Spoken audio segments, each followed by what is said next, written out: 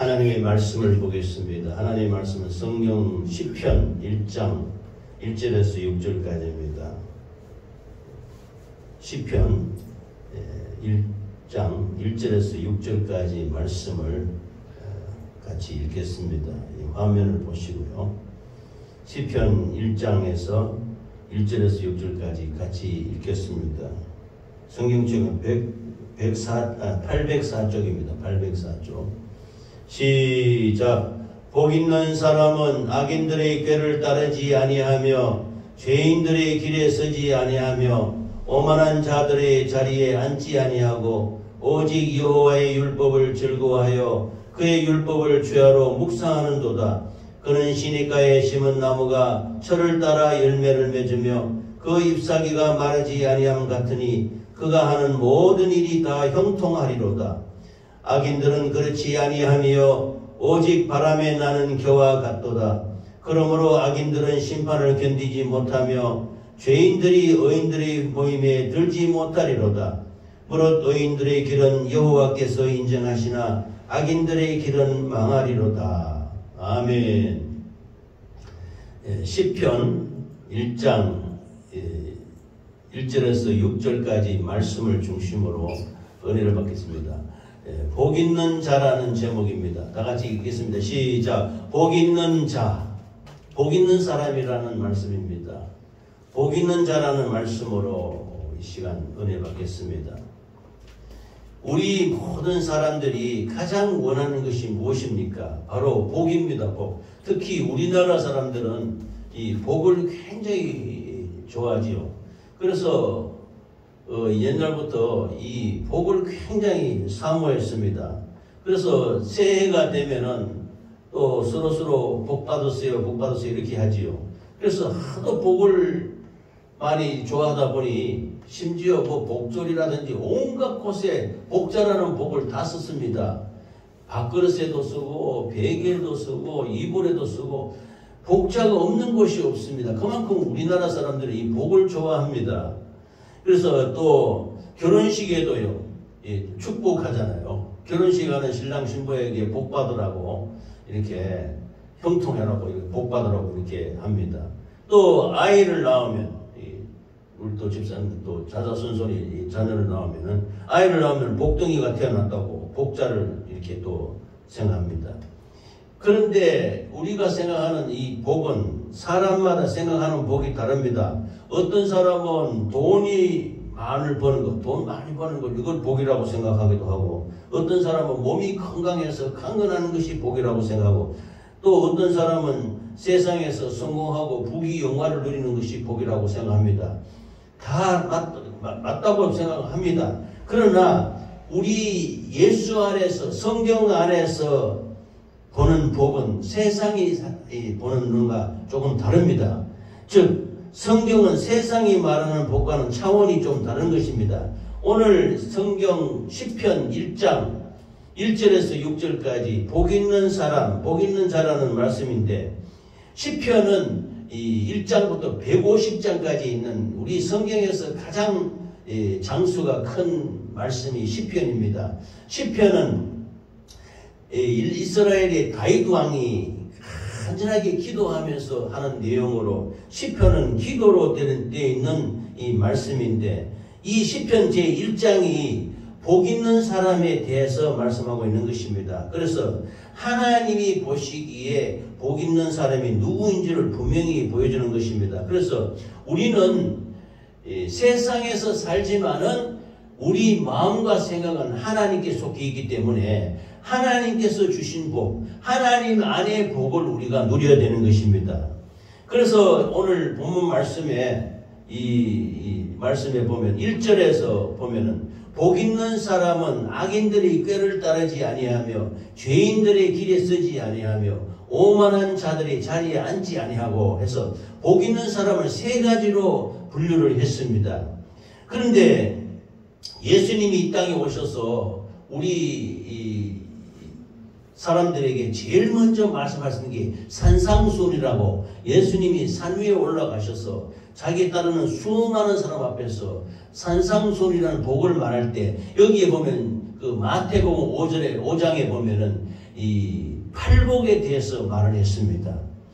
예수님이 이 따르는 제자들과 수많은 사람들에게 사람들이 복을 좋아한다는 것을 아시고 그 복에 대해서 하나님이 원하시는 복이 무엇인지를 분명히 말씀하고 했습니다. 그래서 첫 번째 마태복음 5장에 보면 첫 번째가 심령이 가난한 자는 복이 있다 그랬습니다.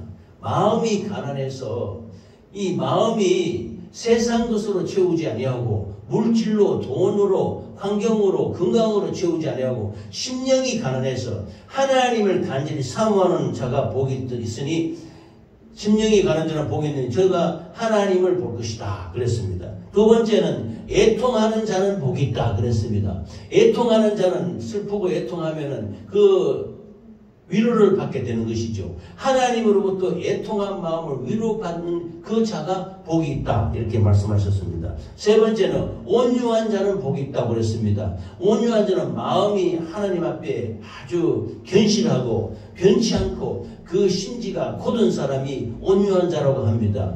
온유한 자는 땅을 기업으로 받는다 그랬습니다. 이 땅에 있는 땅도 물론이거니와 하나님 나라 영원한 땅을 유업으로 받는다는 것입니다. 그래서 온유한 자가 복이 있다. 의에 줄이고 목마른 자는 복이 있으니 저가 배부를 것이다 그랬습니다. 우리가 이 땅에 살면서 마음이 갈급하고 답답하고 염려가 있을 때 하나님의 말씀으로 그 모든 것을 채우는 의에 줄이는 자가 복이 있다고 말씀하는 것입니다. 또 긍휼히 여기는 자는 복이 있나니 저희가 긍휼히 여김을 받을 것이며 라고 말씀하셨고 마음이 청결한 자는 복이 있나니 마음이 깨끗하고 정결한 사람 복이 있나니 저가 하나님을 볼 것이다. 그래서 우리가 눈을 열어서 마음이 깨끗하고 청결하면 하나님을 볼 수 있다는 것입니다. 이것이 복이라는 것입니다. 그 다음에 화평케 하는 자는 복이 있나니 저가 하나님의 자녀라 아들이라 일컬음을 받을 것이다. 사람과 사람과의 사이도 화평하게 하고 사람과 하나님 사이를 화평하게 하는 것이 바로 복이라고 말씀하고 있는 것입니다. 그 다음에 여덟 번째 마지막 복이 의에 줄이고 목마른 자는 복이 있나니 천국이 저희 것이다 그랬습니다. 예수님이 이 땅에 오셔서 우리들에게 제일 먼저 말씀해 주신 이 팔복을 중심으로 보면은 이 시편에 나와 있는 복은 참 하나님이 우리 중심으로 우리에게 주시는 복인 것입니다. 첫 번째 세 가지가 있는데요. 첫 번째는 악인들의 꾀를 쫓지 않는다는 것입니다. 이 복 있는 사람은 악인들의 꾀를 따르지 않으며 죄인들의 길에 서지 아니하며 오만한 자들의 자리에 앉지 아니하고 그랬습니다. 그래서 첫 번째가 악인의 꾀를 쫓지 않는다, 따르지 않는다. 꾀가 뭡니까? 꾀는 우리 마음속에서 아주 사악한 생각과 계략, 꾸며내는 계략을 꾀라고 합니다. 좋게 말하면 꾀라고 할 수 있지만 그러나 세상에서 자기 이익을 위해서 거짓말하고 남을 속이고 부정한 방법을 사용해서 다른 사람을 유혹하고 미혹해서 이렇게 속이는 것을 악인의 꾀라고 하는 겁니다. 특히 지혜로운 사람의 지혜는 하나님 사람의 그 심령을 맑게 하지만 악인들의 꾀는 따르지 말라고 하는 것입니다. 이 구약시대에 요셉이라는 그 아브라함의 손자가 있었지요. 아브라함이 이삭을 낳고 이삭이 야곱을 낳고 야곱이 유다와 그의 자손들을 낳았는데 그 증손자네요. 그 아브라함의 증손자 요셉이 그 형제들이 미움을 받고 그때는 형제들이 12형제가 됐기 때문에 미움을 받고 애굽의 종으로 팔렸습니다. 팔려나가서 그 보디발이라는 그 호위 대장의 집에 이 종으로 팔려나갔는데 그 보디발 그 가정에 이 요셉이 아주 인물이 잘생기고 준수하기 때문에 이 보디발 집의 그 장군의 부인이 요셉에게 아주 그 음탕한 마음을 품고 요셉을 타락시키기 위해서 막 이렇게 유혹하고 이렇게 했습니다. 그 악한 꾀에 근데 이 요셉은 하나님을 잘 믿는 사람으로서 내가 절대로 이 집의 종을 노릇하면서 사원 노릇을 하는데 집사로서 역할을 하고 있는데 어떻게 주인의 부인의 그 유혹에 넘어갈 수 있느냐. 그래서 그 유혹 악한 꾀에 절대로 내가 넘어지지 않겠다. 그래서 뿌리치고 나가니까 이 보디발 장군의 부인이 이 요셉을 모함해가지고 저가 나를 겁탈하러 들어왔다 이렇게 하면서 신고해가지고 그 자기 남편에게 신고해서 이 요셉이 억울하게 옥에 갇혀 들어가게 되는 것입니다. 이 요셉도 말하자면 악한 꾀, 악한 자의 꾀에 절대로 넘어가지 않는 것입니다. 또 다니엘이라는 선지자도 있는데, 다니엘은 바벨론의 포로가 되어 잡혀가서 날마다 매일 하루에 3번씩 동쪽 창문을 열어놓고 그 자기 고향에 있는 그 성전을 향해서 간절히 기도했습니다. 이 바벨론의 포로 생활에서 빨리 풀려나서 하나님 그 우리 고향 본토 친척 아비 집에 이 성전이 있는 곳으로 가게 해달라고. 그래서 그 왕이 그 음식과 술을 내려주셔서 이걸 먹고 내게 박사 역할을 해라, 박사 노릇을 해라, 이렇게 할 때 이 바벨론에 포로가 있던 이 다니엘은 절대로 왕이 내려주는 음식을 거절했습니다. 나는 이 세상 왕이 주는 이 음식과 술로 나를 더럽히지 않겠다. 그러자 이 왕이 주는 음식을 안 먹으면 죽지 않습니까? 그러자 그 밑에 신하가 아주 은혜를 내려서 그렇지 않아도 벌을 받지 않도록 다니엘에게 은혜 내려주시고, 그래서 다니엘이 왕이 내리는 술로 음식으로 이렇게 이 몸을 더럽히지 않습니다. 그래서 마침내 다니엘은 하나님의 놀라운 그 은혜를 받고 그 바벨론의 그 왕의 그 꿈을 해석해 줌으로 말미암아 나중에 아주 높은 정승 고관 대작이 되는 것입니다. 그래서 이스라엘 하나님이 영광을 나타냈는데, 이처럼 복 있는 사람은 눈앞의 이익이나 자기의 욕심 탐욕을 위해서 자기를 내놓지 않는 것입니다. 즉 하나님의 말씀에 순종해서 악인의 꾀에 절대로 속지 않는 것입니다.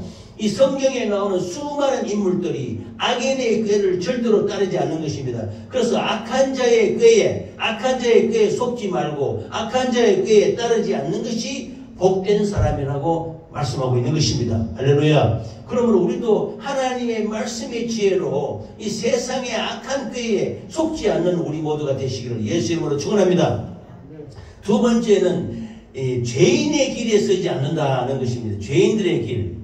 지금 이 세상에 보십시오. 요즘 보면은 뭐 잘못하면은 전부 잡혀가고 막 이렇게 하지 않습니까? 이 세상에 죄진 사람들이 하나님의 세상 법을 어기고 법과 헌법을 어기고 이렇게 하는 사람들이 잡혀갑니다. 잡혀가서 이것이 죄입니다. 그 죄인의 길에 서지 않는다는 것은 하나님을 떠나서 하나님이 하지 말라는 것을 하는 것이 죄입니다. 죄가 뭐냐면 욕심이 잉태한 즉 죄를 낳고 죄가 장성하면 사망하는 죄는 바로 하나님과 정반대입니다. 하나님의 길을 따르지 않는 것, 하나님의 말씀하신 것을 따르지 않는 것이 죄인 것입니다. 그러면 죄의 길에 서 있다는 것은 그 삶이 하나님을 기쁘시게 하는 삶이 아니고 세상 풍속을 쫓고 세상 정욕을 따르고 세상 성을 숭배하고 세상 가치관으로 살아갈 때 세상 것을 따르면서 욕심과 탐욕과 그 악한 게 따름으로 말미암아 자기 자신을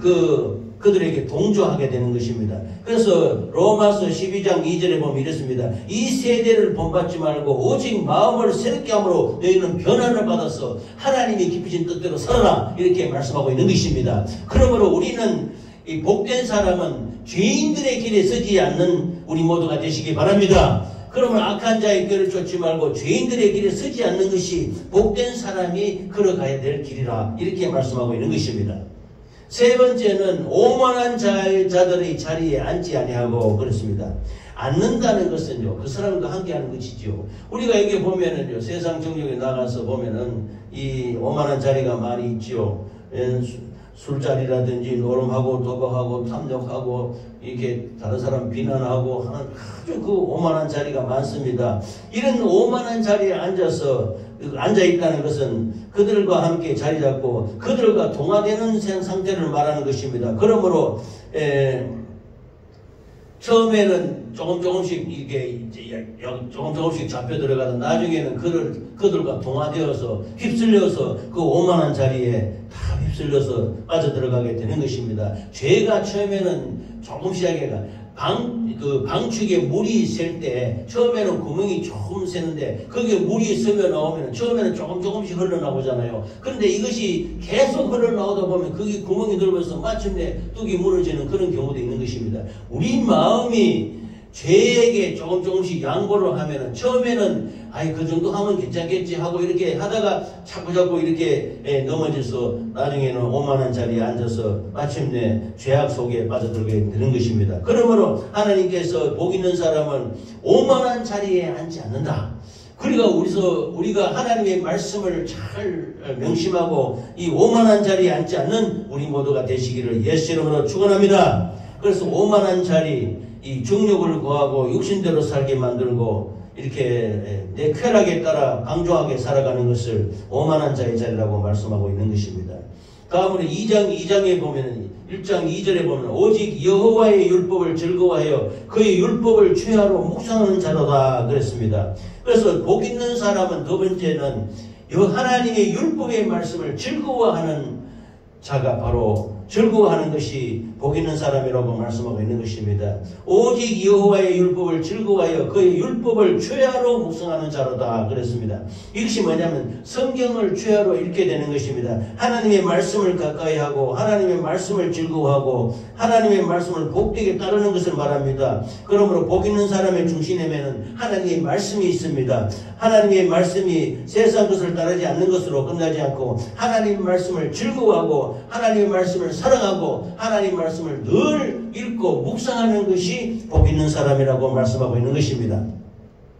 그래서 말씀 지난주에도 제가 말씀드렸죠. 이 하나님의 말씀을 읽는 것이 굉장히 중요하다고 말씀드렸습니다. 그래서 제가 우리 성도들에게 한번 보여드리려고 저 뒤에 위에 전에 수십 년 동안 읽었던 성경책을 저렇게 좀 얹어놨는데요. 이 하나님의 이 성경 말씀을 즐거워한다는 말은 기쁨과 사랑으로 사모한다는 것입니다. 하나님의 말씀을 성도에게 있어서는 말씀이 굉장히 중요합니다. 우리가 이 말씀을 읽는 것이 의무가 아니고 기쁨이어야 하는 것입니다. 이 하나님의 말씀을 읽을 때 꿀송이처럼 달게 느껴져야 되는 것입니다. 그러려면 이 말씀을 많이 읽어야 돼요. 그래서 예레미야 선지자는 말씀하시고 있습니다. 예레미야 15장 16절에 보면 주의 말씀을 내가 얻어먹었사오니 주의 말씀은 내 마음의 즐거움과 기쁨이요 이렇게 말씀하고 있는 것입니다. 이 하나님의 말씀이 그냥 기록된 말씀이 아니고 이것이 생명의 말씀이기 때문에 이 말씀을 읽으면 내 영혼이 이 말씀을 받아들이게 되는 것입니다. 그래서 영혼의 양식이 된다는 것입니다.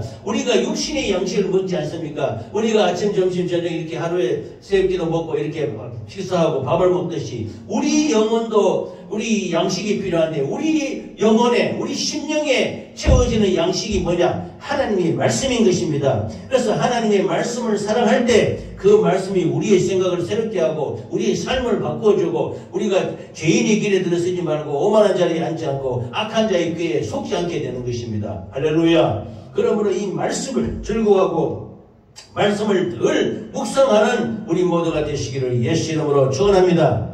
이 말씀을 묵상한다는 것은요, 가만히 꺾다 놓고 가만히 있다는 것이 아니고 작은 목소리라도 이 말씀을 소리내어 읽는 것을 묵상한다라고 말합니다. 하가라는 히브리 말인데 이거는 작게 중얼거리면서 반복적으로 되새기는 것을 말하고 있는 것입니다. 그래서 내가 이 성경 말씀을 읽었을 때 이 구절이 내 마음에 딱 들어온다면 이 말씀을 하루 종일도 좋고 계속 몇 번이고 여러 번 대뇌에서 말을 하는 것입니다. 그러면 이 작게 중얼거리며 반복적으로 이래 소리내어 말하는 것을 묵상한다 이렇게 말하고 있습니다. 그냥 도 닦듯이 말이죠. 곡당 먹고 가만히 이렇게 읽는 것이 아닙니다. 이렇게 소리내어서 읽는 것입니다. 단순히 읽는 것이 아니라 말씀을 마음에 새기며 곱씹게 되는 것입니다. 하나님의 말씀을 아침과 저녁에 묵상하면 우리의 생각이 하나님의 말씀에 물들게 되는 것입니다. 그 결과 세상 가치관이 아니라 하나님의 뜻에 따라 판단하고 선택하게 되는 놀라운 축복의 역사가 있게 되는 것입니다. 그러면 하나님의 말씀을 늘 가까이 하고 이 말씀을 읽으면은 이 말씀이 어느덧 내 심령에 다 자리 잡게 되면요, 이게 참 내 마음에 평안해지고 아버지 감사와 영광을 돌릴 수 있게 되는 것입니다. 하나님의 말씀을 늘 묵상하는 우리 모두가 되시기를 바랍니다. 또 복 있는 사람은 시냇가에 심은 나무가 같다 그랬습니다. 3절에 보면은 그는 시냇가에 심은 나무가 철을 따라 열매를 맺으며 그 잎사귀가 마르지 아니함 같으니 그가 하는 모든 일이 다 형통한다 그랬습니다. 그래서 복 있는 사람 세 번째는 시냇가에 심은 나무와 같다 그랬습니다. 그는 시냇가에 심은 나무가 철을 따라 열매를 맺으며 그 잎사귀가 마르지 아니함 같으니 그가 하는 모든 일이 다 형통하리로다. 말씀을 즐거워하고 묵상하는 사람은 시냇가에 심긴 나무와 같다 그랬습니다. 우리가 이 밖에 심은 나무가 보면은 이 물이 없으면 잘 자라지 못하지 않습니까? 그러나 시냇가나 물가에 자라는 나무 보면 아주 덩치가 크고 크게 잎이 무수하게 잘 자랍니다. 이 왜냐하면 그 뿌리를 통해서 물이 계속적으로 공급이 되기 때문에 그 나무가 정말로 마르지 않고 이렇게 생명 있게 자라나게 되는 것입니다. 그러므로 바로 우리의 믿음도 시냇가에 심은 나무와 같이 생명력이 있다는 것입니다. 시냇가는 늘 물이 흐르는 곳이지 않습니까? 뿌리가 물을 공급받으니 가뭄이 와도 마르지 않습니다. 우리 성도는 세상 환경에 따라 흔들리지 않습니다. 말씀과 기도로 하나님께 뿌리를 견고하게 내리면 어떤 환경과 어떤 시대가 변해도 우리 마음이 결단코 흔들리지 않게 되는 것입니다. 그러므로 하나님의 말씀에 하나님께 뿌리를 견고해 두는 것이 시냇가에 심은 나무라고 이렇게 하나님은 말씀하고 있는 것입니다. 그 다음에 두 번째는 열매를 맺는다 그랬습니다. 철 따라 열매를 맺는 것은 계절마다 하나님이 원하시는 열매를 맺는다는 뜻입니다. 이 요한계시록에 보면요, 제가 이 임례성에 갈 때 늘 이렇게 하나님께 말씀하고 기도합니다. 우리 영혼의 때에 하나님이 모든 우리 눈에 눈물을 씻겨주시고 우리의 모든 그 예수님이 피 묻은 손, 못 박힌 손으로 어루만지셔서 우리의 병든 몸을 치료하시고 고쳐주시면서 우리를 생명수 강가로 인도해서 그 생명수 강가에서 자라는 1년 내내 자라는 그 생명수를 먹여주시고 생명과일을 우리에게 준다, 이렇게 말씀하고 있는 것입니다. 제가 교회 이름을 지을 때 만나교회라고 지었는데 이 유튜브에는 만나 생명교회라고 했어요. 만나가 뭐냐면 하나님의 말씀이 만나가 아닙니까? 하늘에서 떨어지는 하나님의 양식, 하나님의 말씀이 만나인 것입니다. 이 만나가 우리에게 생명이 된다는 것입니다. 우리에게 영혼을 살리고 영혼의 양식이 되고 영혼의 생명 과일을 주는, 생명수를 주는 것이 만나인 것입니다. 그러므로 말씀에 뿌리내는 성도는 믿음의 열매, 성령의 열매, 선행의 열매를 맺게 되는 것입니다. 그래서 성경에 하나님이 우리에게 주시는 말씀 중에 성령의 열매를 준다고 그랬습니다. 성령에는 사랑과 희락과 화평과 오래 참음과 자비와 양성과 충성과 온유와 절제, 이 같은 것을 금지할 법이 없다. 하나님의 우리 마음에 주는 그 사랑하는 마음, 그 성령이 주시는 열매는 절대로 우리가 이렇게 거역할 수가 없는 것입니다. 그러므로 하나님이 주신 열매, 이거는 견고하게 하나님께 뿌리를 받음으로 말미암아 복된 삶을 사시기를 예수 이름으로 축원합니다. 그 다음에 또 이 복 있는 사람은 시냇가에 심은 나무 같아서 형통해집니다. 그래서 3절에 보면은 그가 하는 모든 일이 다 형통하리로다 그랬습니다. 우리가 하는 일이 불통한 게 있습니까? 어려움이 있습니까? 힘든 게 있습니까? 그가 하는 모든 일이 다 형통하리로다. 하나님이 주시는 형통은 세상의 성공과 다릅니다. 어떤 형편에서도 하나님이 함께 하심으로 말미암아 우리에게 평강과 은혜가 임하는 것입니다. 요셉이 종살이에서 보디발 아내의 그 모함을 받아가 감옥에 붙잡혀 들어요. 요셉도 억울하게 감옥살이 하는 사람도 있지 않습니까? 그저께도 뭐 누가 한번 또 잡혀 들어갔는데 구속 즉부심을 했다고 뭐 풀려났다고 이렇게 하는데 자기 죄값을 치러야 되는데 이 죄가 없는 사람은 풀려나게 되는 것이지요. 그런데 그것도 일단 여러 가지 환경에 따라서 세상 풍속을 보면은 죄를 지었다가 안 됐다가 이렇게 막 여러 가지 법의 사법부도 흔들릴 경우도 있고 이러는데, 즉 우리는 하나님과 함께 하시면 요셉도 억울하게 종살이 해가지고 들어갔지만 이것이 하나님이 그 섭리였던 것입니다. 요셉을 그 나라 총리가 되게 하려고 감옥에 들어가게 해서 요셉에게 하나님이 지혜를 주셔서 꿈을 해석하는 능력을 줘가지고 그 나라의 왕이 꿈을 꿨는데 그 꿈을 아무도 해석을 못하자 요셉이 꿈을 잘 해석함을 알고서 그 요셉이 불려가서 애굽의 그 바로 왕의 꿈을 해석해 주자. 그게 적중했던 것입니다. 7년 흉년, 7년 풍년의 그 꿈을 해석해 주면 말하면 그 애굽의 왕이 요셉을 바로 그 감옥에서 건져내가지고 나라의 총리로 삼았던 것입니다. 그래서 이스라엘 백성들을 마침내 그 430년 동안 애굽에서 살게 하면서 창대한 민족으로 세우는 그런 계기가 되는데,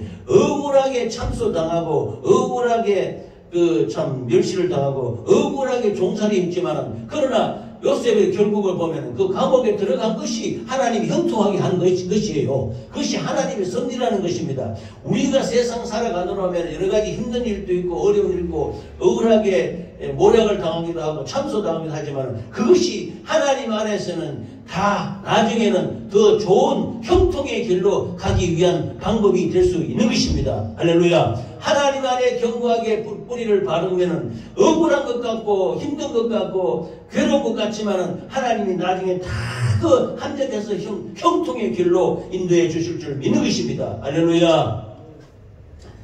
그러나 4절에서 6절까지 말씀은 악인들은 그렇지 아니하며 오직 바람에 나는 겨와 같도다.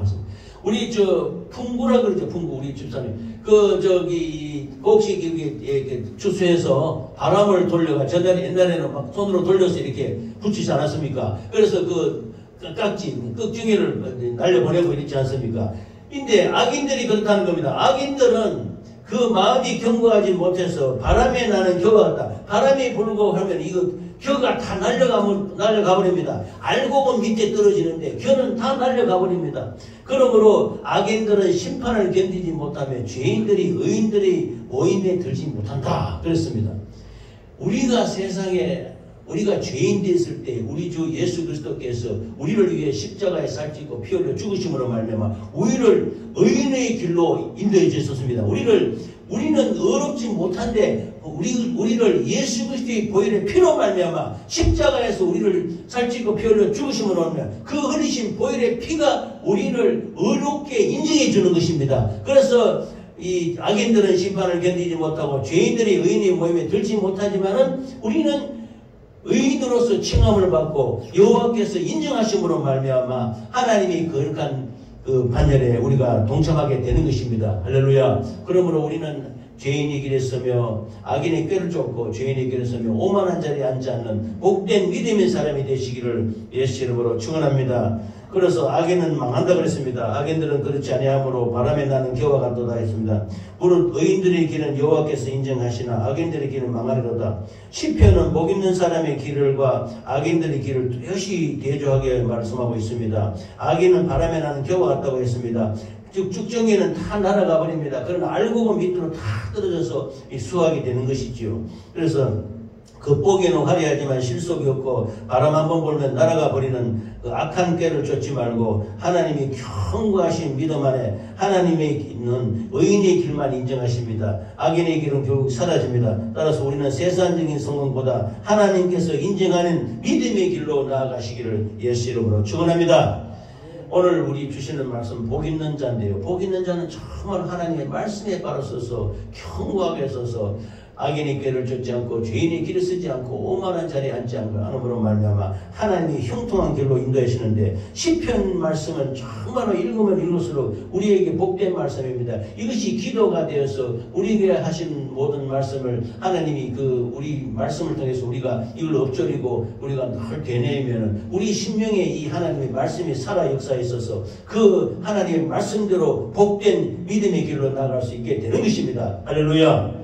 그래서 하나님이 우리에게 복을 주시는데 세상에서 주는 복이 아닌 하나님 안에서 우리가 하나님 보면 생육하고 번성하라고 말씀하고 있습니다. 생육하고 번성하는 복도 주시고 또 하나님 안에서 평강의 복도 주시고 하나님 안에서 자손들이 잘 되는 복을 주셨습니다. 시편 37장 26절에 보면 그는 종일토록 은혜를 베풀어 꾸어주니 그의 자손이 복을 받는도다 그랬습니다. 예수 잘 믿으면 자손들이 자손으로 잘 되는 거예요. 왜냐? 이거는 하나님 말씀에 약속을 했습니다. 종일토록 은혜를 베풀고 꾸어주니 그의 자손이 복을 받는다 그랬습니다. 그러므로 세상에서 말하는 자손이 잘 되는 복이 아니고 예수 안에서 형통하고 잘 되는 복이 분명히 하나님 안에 있는 것입니다. 할렐루야. 그러므로 또 구제하는 복이 있다 그랬습니다. 10편 41장 1절에 보면 가난한 자를 보살피는 자에게 복이 있으며 재앙의 날에 여호와께서 그를 건지신다. 우리가 힘들고 어려울 때 하나님이 우리 하는 모든 모습을 보시고 우리에게 축복하셔서 구제하는 복을 내려주시고 찬양하는 복도 있고 정직한 자에게 은혜 내려주시는 복이 있는 것입니다. 창세기 1장 22절에는 복 중에 제일 번성한 복이 생육하고 번성하는 복입니다. 자손이 잘되고 번성하는 복. 하나님이 창세기 1장 22절 하나님이 그들에게 복을 주시며 이르시되 생육하고 번성하여 여러 바닷물에 충만하라 새들도 땅에 번성하라 이렇게 말씀하고 있는 것입니다. 그러므로 우리는 예수 안에서 믿음 안에서 하나님 안에서 복된 복 있는 자가 되시기를 예수의 이름으로 축원합니다. 복 있는 자로 말씀을 지키고 말씀을 이루고 하나님을 잘 경배하고 섬기면 저절로 하나님이 복을 사올 것이 없도록 부어준다고 말씀하고 있는 것입니다. 할렐루야. 복된 믿음의 길로 가서 형통한 삶을 사시기를 예수 이름으로 축원합니다. 우리 모든 생사하복을 주장하시는 하나님께서 우리를 참된 복으로 인도하시기 위해서 오늘 또 귀한 말씀을 주셨습니다. 오늘 우리 예배를 통해서 우리의 마음을 다시 한번 새롭게 해서 하나님 말씀의 길로 돌아서기를 간절히 소망합니다. 세상 유혹을 버리고 세상 꾀를 버리고 세상의 악함을 버리고 예수 안에서 축복과 은혜와 사랑으로 충만하시기를 예수 이름으로 축원합니다. 이 시간 기도하시기